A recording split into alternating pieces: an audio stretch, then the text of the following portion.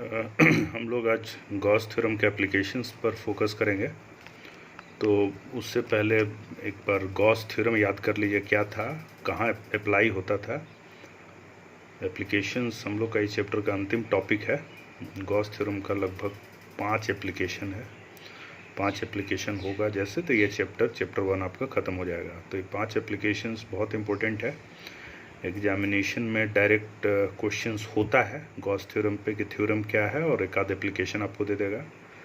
तो थ्योरम क्या था एक बार याद कीजिए। ये किस बारे में था कि टोटल इलेक्ट्रिक फ्लक्स किसी क्लोज सरफेस के थ्रू, आपको डिटेल समझा चुके हैं, बस रिपीट कर रहे हैं। Total electric flux through a closed surface, मतलब गॉस थ्योरम हमेशा क्लोज सरफेस के लिए ही काम करेगा, ओपन सरफेस में काम नहीं करेगा। ई डॉट डी एस क्या है, छोटा सा फ्लक्स है, इंटीग्रेट किए थे टोटल फ्लक्स, और ये गोल घेरे हैं, इसका मतलब क्लोज सरफेस। तो टोटल फ्लक्स किसके बराबर होता है, internal charge by epsilon naught. आपको समझा चुके हैं। एक और चीज़ का ज़रूरत पड़ेगा, वो चीज़ होगा एरिया वेक्टर का डायरेक्शन। तो एरिया वेक्टर भी आपको समझा चुके हैं, डायरेक्शन किधर होता है, आउटवर्ड नॉर्मल। याद रखिएगा, एप्लीकेशंस में हम लोग घुसने जा रहे हैं।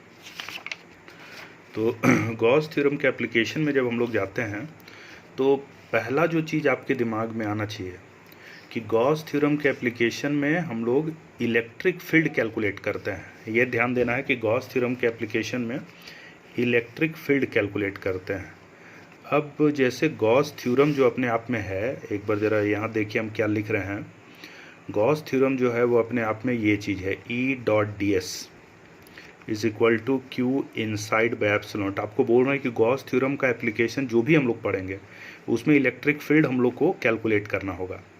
अब इलेक्ट्रिक फील्ड कैलकुलेट करने के लिए इस इक्वेशन को जब तक हम लोग सॉल्व नहीं करेंगे, जो है हम लिखे हैं ये इक्वेशन, जब तक सॉल्व नहीं होगा इलेक्ट्रिक फील्ड कैलकुलेट नहीं हो पाएगा।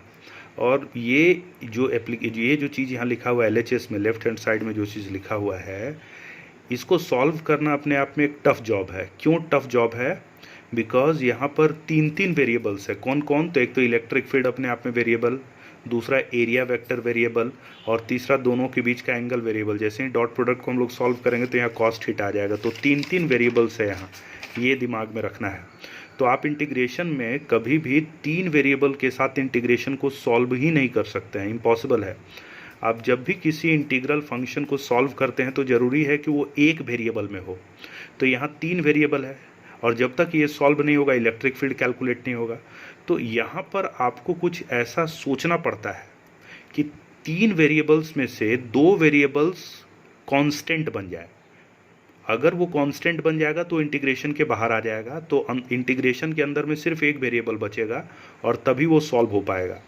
तो इसीलिए गॉस थ्योरम में यही दिमाग लगाना होता है कि जब भी गॉस थ्योरम के हेल्प से इलेक्ट्रिक फील्ड का कैलकुलेशन वाली बात होगी, वहीं पर हम लोग